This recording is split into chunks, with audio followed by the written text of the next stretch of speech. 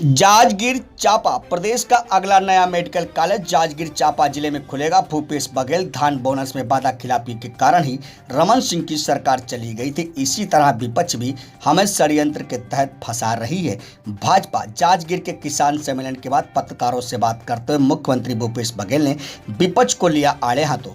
जांजगीर चांपा जिले के मुख्यालय जांजगीर में आज किसान सम्मेलन में हजारों लोगों को संबोधित करते हुए मुख्यमंत्री भूपेश बघेल ने विपक्ष को आड़े हाथ लिया। उन्होंने भाजपा पर किसानों को बरगलाने का आरोप लगाया। किसान सम्मेलन में मुख्यमंत्री ने एक बड़ा ऐलान करते हुए कहा कि प्रदेश का अगला मेडिकल कॉलेज जांजगीर चांपा जिले में खुलेगा। वहीं उन्होंने जिले के टेल एरिया चंदपुर क्षेत्र में 3 नहरों के संधारण कार्यों की स्वीकृति भी की, घोषणा मंच से की। इसके अलावा जिले के महत्वपूर्ण परियोजनाओं का लोकार्पण एवं शिलान्यास भी किसान सम्मेलन के दौरान किया। इस अवसर पर विधानसभा अध्यक्ष चरणदास महंत, मंत्री टी.एस. सिंहदेव, प्रेम साय सिंह सहित जिले के विधायक और कांग्रेस पदाधिकारी मौजूद रहे।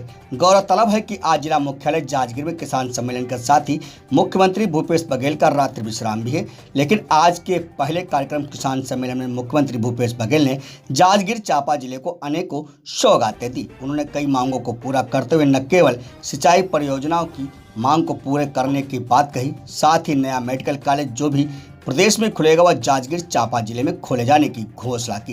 किसान सम्मेलन को संबोधित करते हुए भूपेश बघेल ने केंद्र पर हमला बोलते हुए कहा कि हमने सेंट्रल पूल में 60 लाख मीट्रिक टन चावल लेने की मांग केंद्र सरकार से रखी थी, लेकिन केंद्र ने केवल 24 लाख मीट्रिक टन चावल ही लिया।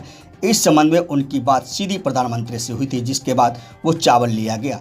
इस मामले में विपक्ष पर हमला बोलते मुख्यमंत्री ने कहा कि किसान बोनस को लेकर विपक्ष जिस तरह से हमलावर है वह किसानों को गुमराह करने वाला है, क्योंकि पूर्व मुख्यमंत्री रमन सिंह पर जिस तरह से गरीबों के चावल व धांधली का आरोप लगा था, वही हमें किसानों के बोनस में ठगी करने का आरोप लगा रहे हैं। जबकि हमने किसानों को 3 किस्तों में बोनस की राशि प्रदान कर दी है और अगली किस्त भी प्रदान कर दी जाएगी। मुख्यमंत्री यही नहीं रुके, बल्कि उन्होंने इस मामले को षड्यंत्र करार देते हुए कहा कि जिस तरह पिछली सरकार किसानों के बोनस में वादा खिलाफी के कारण गिर गई थी और किसानों की नाराजगी का सामना करना पड़ा था, उसी तरह वर्तमान विपक्ष भी किसानों के बोनस को लेकर लगातार हमारी सरकार पर आरोप लगा रही, ताकि किसानों को बरगलाया जा सके, हमारी सरकार की छवि धूमिल हो। लेकिन मुख्यमंत्री ने कहा कि हम तो गोबर भी खरीद रहे हैं और किसानों के हित के लिए लगातार प्रयास कर रहे हैं। किसान सम्मेलन के पहले मुख्यमंत्री ने 292 करोड़ 10 लाख रुपए के 419 कार्यों का लोकार्पण एवं 820 करोड़ 93 लाख के 836 कार्यों का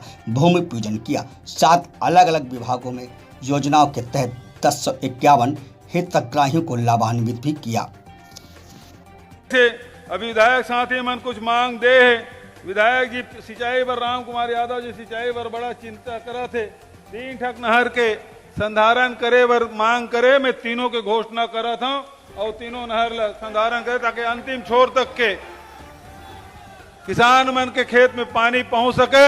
और 1 ठक मांग जेल राम कुमार शुरुआत करीस, जेकर बारे में चंद्रा जी भी समर्थन करीस, जेकर बारे में इंदू बहन भी समर्थन करीस, जेकर बारे में हमारे स्वास्थ्य मंत्री जी भी संकेत में आपसे बात करे तो चरण भैया भी के आदेश हो है।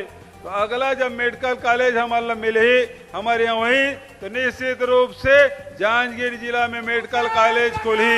यही बात कहते हुए आप सब बहुत बहुत बधाई और शुभकामना देते हुए अपन वाणी विराम देता हूँ। धन्यवाद। जय हिंद, जय छत्तीसगढ़। रमन सिंह जी सच में छत्तीसगढ़ के किसानों के हितैषी तो बिल्कुल नहीं है। यदि वो हित में रहते तो दोनों योजना को क्लब नहीं करते। वो रमन सिंह जी बेहतर जानते हैं कि भारत सरकार जब तक यूपीए सरकार थी तो बोनस भी देती थी और राज्यों को भी प्रोत्साहित करती थी बोनस देने के लिए। लेकिन जब से एनडीए की गवर्नमेंट आई है तब से बोनस में प्रतिबंध लगाया, वो खुद भी नहीं दे पाए थे। चुनाव वर्ष में 2 साल दिए थे और उसी समय हम लोगों ने 2500 रुपये क्विंटल में, उसी जो छूट मिली थी उसमें हम लोगों ने 2500 रुपये क्विंटल में खरीदा।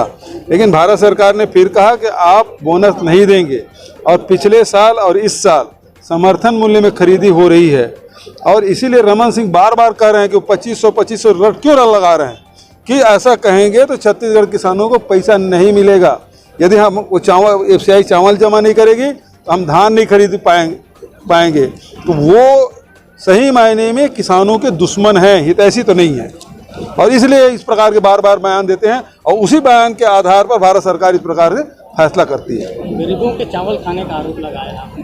वो तो है ही, नान घोटाला उसी के समय में जांच हुआ, सारे लोग गिरफ्तारी हुई।